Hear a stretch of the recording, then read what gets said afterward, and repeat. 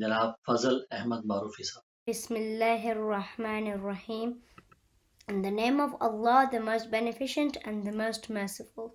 The Shi'i school of thought is known as the Ja'fari school of thought, named after our sixth Imam, Imam Ja'far as-Sadiq. Unfortunately, despite the Shi'i faith is called the Ja'fariya sect, yet we know little about our sixth Imam and the contribution he has made to the religion of Islam. The sad reality is that his students have a greater recognition and following than himself.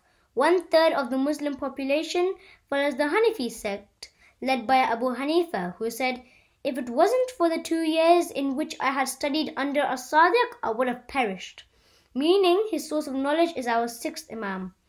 25% of the Muslim population follows the Maliki sect, led by Malik ibn Anas, who said about Imam as-Sadiq, "No eyes have ever seen, no ears have ever heard, no mind can ever imagine any person more superior than Imam as-Sadiq in knowledge, piety, generosity, and worship of Allah.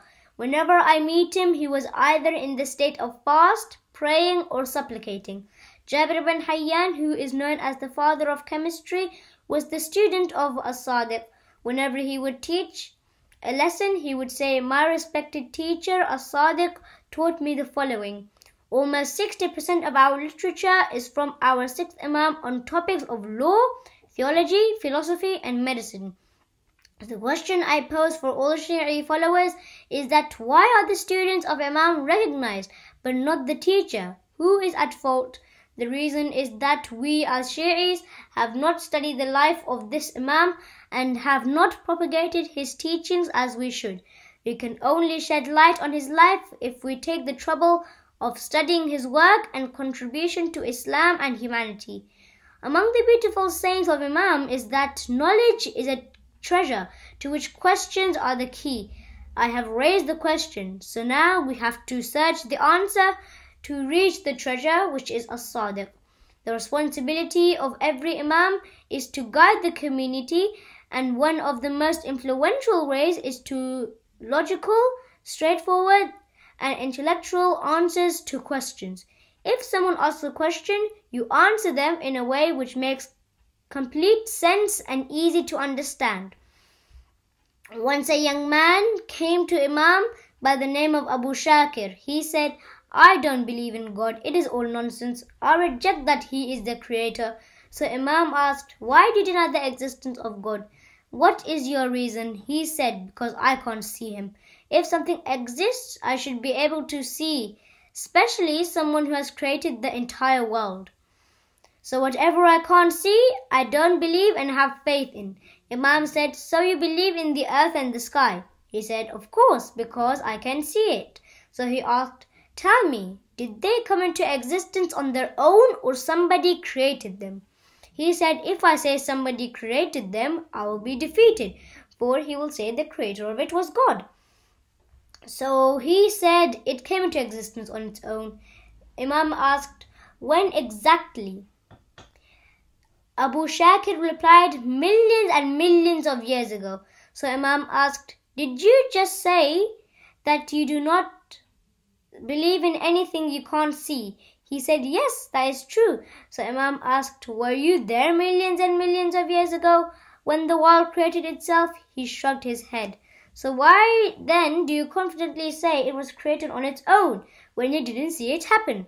So therefore, seeing something with the eyes is not always a condition of believing.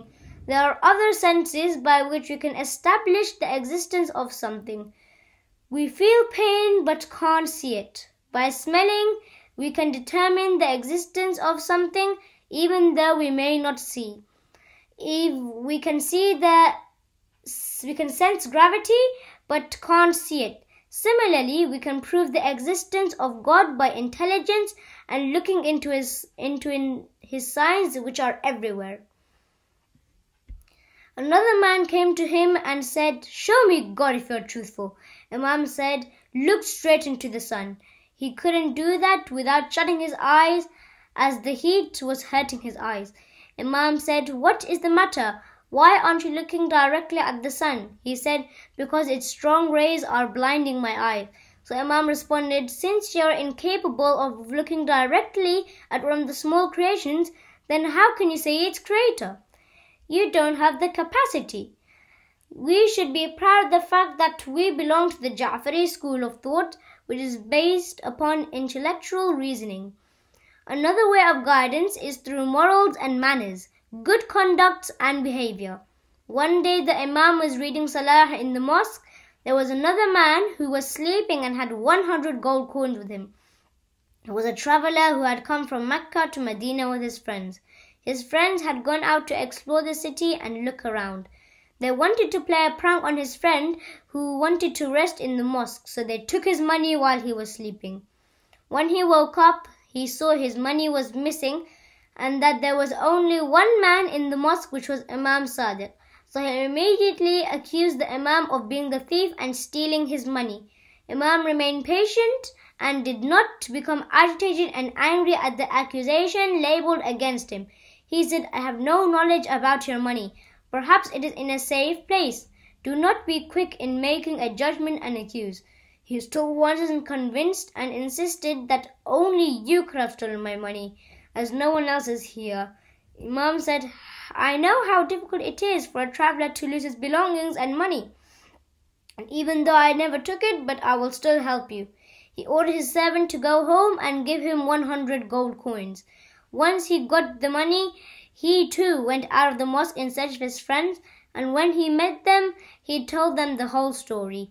The friends told them the truth, that it was them who had taken the money for the sake of having fun. The man became embarrassed and went back to the Imam to apologize and return the money he gave to him.